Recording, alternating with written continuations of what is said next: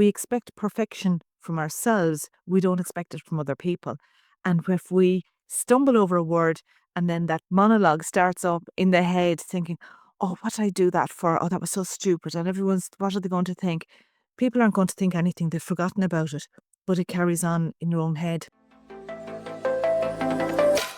Welcome to the Social Media Takeaway. I'm your host, Louise McDonald, and this is the show for business people that want to know how to use social media more effectively to drive sales and leads for their business.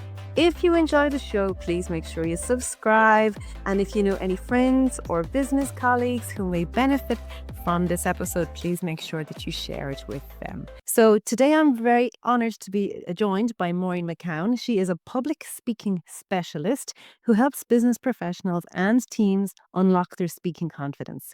She has worked with clients all over the world delivering one-to-one coaching, and she has also delivered team training in the UK, Europe, US, Latin America, and Asia.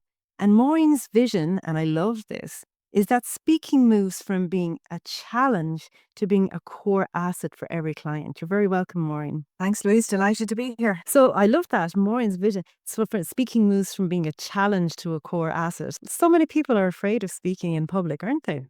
They are. It's huge, and it is at different levels of that challenge area for people.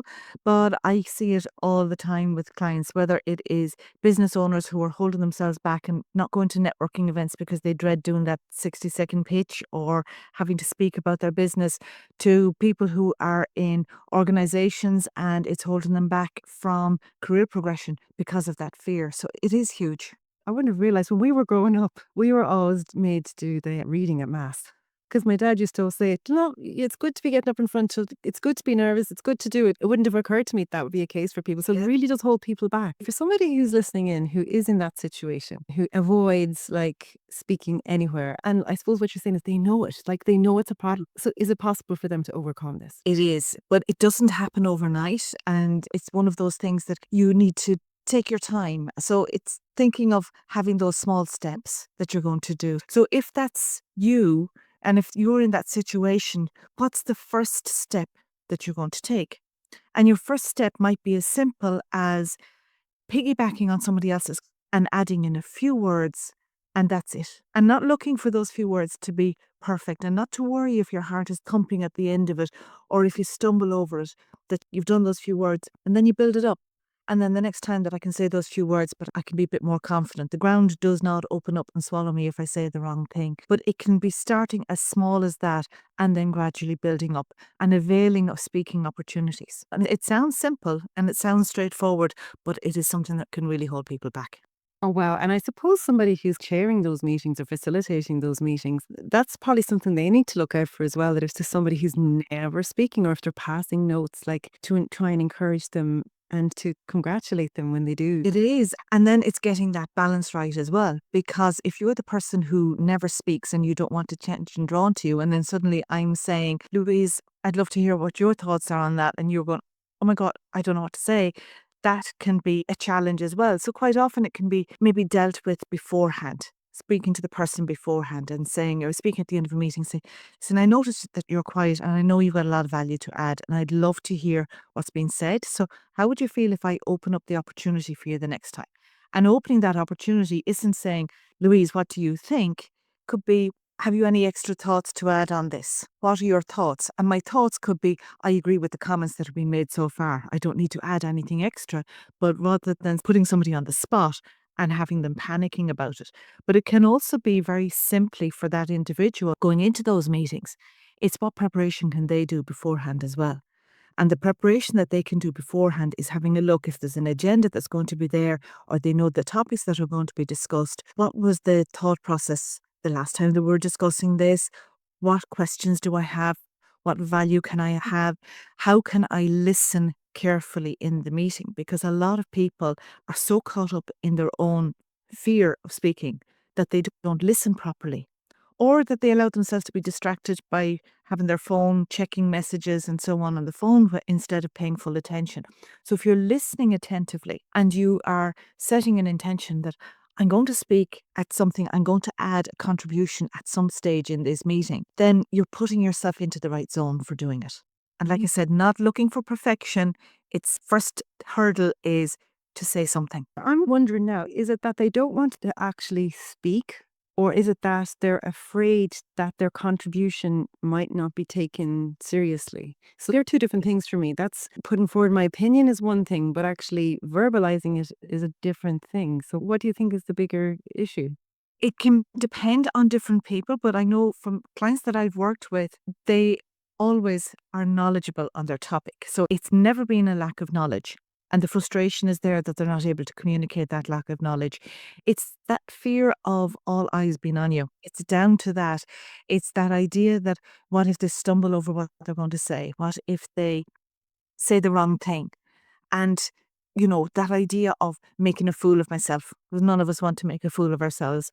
But when we think about it, and one of the things when I say to people is have a think back over meetings that you've been to and people that are speaking at it. People stumble over their words all the time. We interrupt ourselves all the time. It's all part of normal conversation. We expect perfection from ourselves. We don't expect it from other people. And if we stumble over a word and then that monologue starts up in the head thinking, oh, what did I do that for? Oh, that was so stupid. And everyone's, what are they going to think? People aren't going to think anything. They've forgotten about it. But it carries on in your own head. Actually, for anyone checking in, that it made me think straight away of Danielle Serpico was on my show about 2 or 3 weeks ago, and she's all about, was it NLP and the positive voices in your head. So when it comes to presenting, first of all, what are the common mistakes people make? I think the most common one probably is getting totally zoned in on this is what I want to say, this is what I want to tell the audience, instead of thinking about what the audience needs to hear. So that's probably the biggest one. If somebody is coming to me and they're working on storytelling and they're saying, I've got a really interesting story to tell people, your story can be interesting to you. It's not necessarily going to be interesting to your audience until you make it relevant to them. So it's that idea, first of all, starting off with knowing who your audience is. So if you're delivering a presentation, it depends on who the audience is as to what level of detail you're going to go into, what information you're going to include. And you pair it back if it's a general audience or if you're presenting to a board and you've got different department areas within that board, they're all going to have their own agenda. Finance is going to be looking for their side of things. IT is going to be looking for their side of things. So you need to have a think about where they're coming from and how can you tailor what you want to say to that audience. So that's a big thing there. So that's getting the content right. And then what about like presentation skills? Like what do you recommend in that area? If I'm doing a presentation, very often it's open up PowerPoint, plug in all my information into that, and then that's what I'm focusing on. Whereas really it is thinking about who's the audience, what message do I want to deliver, what information do I need to include, how do I structure that in a way that is going to flow smoothly so that it's easy for me to remember it and for the audience to understand. So all of that work takes place long before you start thinking about the delivery of it or anything else. So a huge amount of work goes on in the background beforehand. And then it's how do you practice, the points 2 and 3 really well, but you got a different opening that you haven't done before. So you need to practice that and practice that several times so that you're really comfortable and confident with it, practicing it out loud so that you know that the words flow properly. Because something, particularly if it's scripted, if you have something written down, it could read really well. And when you say it then, it just doesn't work and you're stumbling over your words. Practice the bits that you're not so sure of. Test it out in different ways. And when I say practice, I don't mean learning it off by heart. It is that being familiar with your points so that you're able to talk around them rather than being able to recite it. Because you're keeping an eye on the audience, and depending on the size of your audience, there might be audience engagement and interaction. Somebody might interrupt you with a question. You don't want to have to mentally go back to the beginning of your talk to see where was I, what's the next word that I have to say. So it's being familiar with your content that you can talk around it and you can connect with your audience rather than reciting something. And what about like when somebody's on, let's say, stage? So I tend to like to walk around. Is that good, not good, or? It can depend. If it is that walking without purpose, so if you're walking around for the sake of walking or walking because you want to use up your own energy, that's not necessarily a good thing to do. It can be very distracting for the audience. If you are walking because you are making different points and you're using the stage effectively that way, then that has a different impact. If it's on a very large stage that you have, you need to be engaging with the different parts of the audience. So the walking is going to come there. But one tip, if you are walking, is when you are making an important point that you've got yourself grounded, planted. And if it's one of the central points to your presentation, that you're delivering that right from the center stage, because that's where you want the full focus to be on you for that. And it's delivering that from center stage, you're drawing that attention to where you are. And subconsciously, what you're saying is, this is important. You're highlighting it by standing there in the center. And all of those things can help to reduce those worries and anxieties that we can have before presenting. So to speak of the difference between presenting in person and online, what's your take on that, Maureen? The big part really is that energy. When you're presenting in person, you've got that energy from people in the room. You've got that, you get the feel, the vibe of what's in the room, and you don't have that online. And then especially if it's one of those situations where people have cameras off, if it's a evening time that you're delivering a webinar or something like that, people are probably getting dinner ready or getting kids to bed. There's other things going on. They're not going to have their cameras on. But from the presenter point of view, that's really challenging because you're presenting to a screen. So it means that every time you're presenting online, you need to have that extra energy. You need to be bringing that energy. You need to imagine that person or people that you're speaking to and that you're still focusing very much on them, even if you can't see any faces. And that is one of the big challenges. It's thinking about things like if it's a training that you're doing, you need to allow for extra breaks because people's attention, it's much harder to keep their focus and keep their attention. So it could be 45 minutes, an hour in that you're pausing just to give them 5 minutes to stretch their legs. You need to get your content covered a lot faster. And then if it's a case that, you're presenting and you're having it interactive, you need to allow extra time. So you've got great tools that are there, like using Menti or using Kahoot and so on, and they can really add to your presentation and that engagement and interaction. But it can take 5 minutes for people to get set up. And you don't want people to be frustrated because they can't join whatever it is. So sometimes it's keeping it really simple, and it's back to the putting up 3 options on a slide and put A, B, or C into the chat because that's easier for people to access. Exactly. As you talked about storytelling, can you talk to us a little bit about that? So storytelling, and I suppose through the whole social media side of things, you're going to be on board with the whole storytelling side of things and how important it is. But it's knowing what stories to tell, how to tell the right stories, and using ones that are going to connect and engage with your audience. So you need something that's going to be relatable. So whether it is, if it's a business owner, the reason why you set up your business, or it could be your own personal story, and that's highlighting maybe some of your values and the type of person that you are. Client stories, customer stories that are a really great way to showcase the way that you work, how you help people without it sounding like you're boasting. There's a lot of people come to me and say, I don't want to sound like I'm boasting. You're not boasting if it's telling the story of somebody else, but it's doing that in a way that is effective and that you don't go into lots of detail that's not relevant. If you've ever listened to friends or family members who are telling stories and they just go on and on, you're like, get to the point.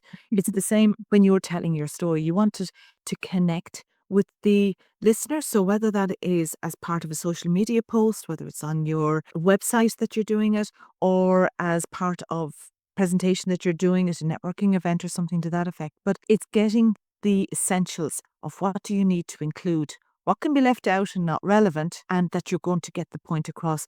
And it's back to the starting point is always going to be, what's the message that I want people to take away from this? It's not telling a story for the sake of telling a story. What's the point of it? You have to focus on that.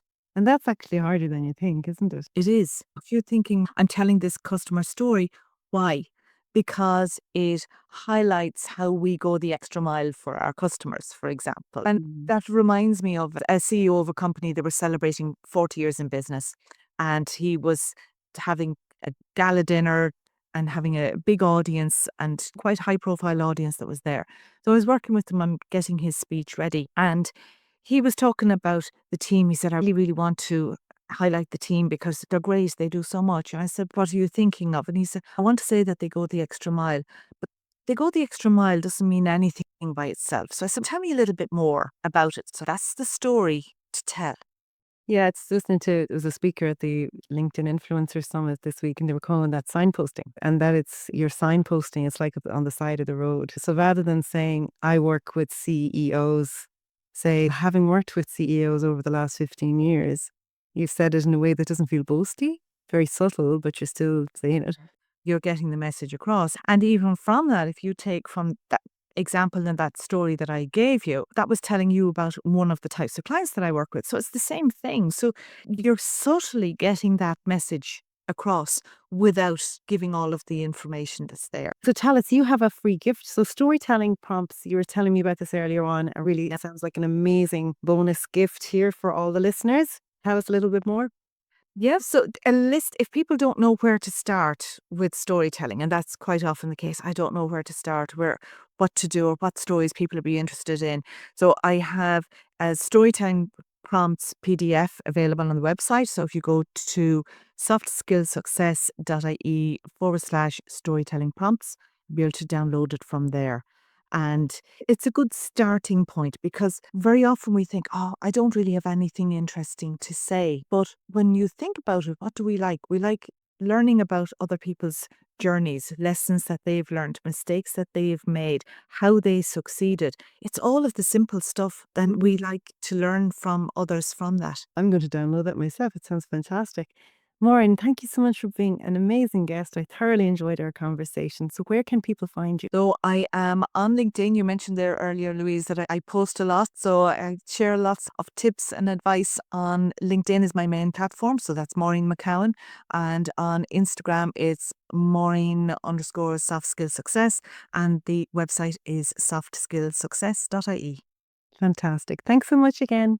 That's it, everyone. That's another episode of the Social Media Takeaway. If you have some feedback, make sure that you tag us on social media. You'll find me under Sell on Social M, or on LinkedIn, you'll find me under Louise McDonald. I'd love to hear your feedback and what you thought about the show. Make sure you hit that subscribe button so that you don't miss out on any future episodes. And if you know anyone who may be interested, be sure to share the show with them too. Thanks, everyone.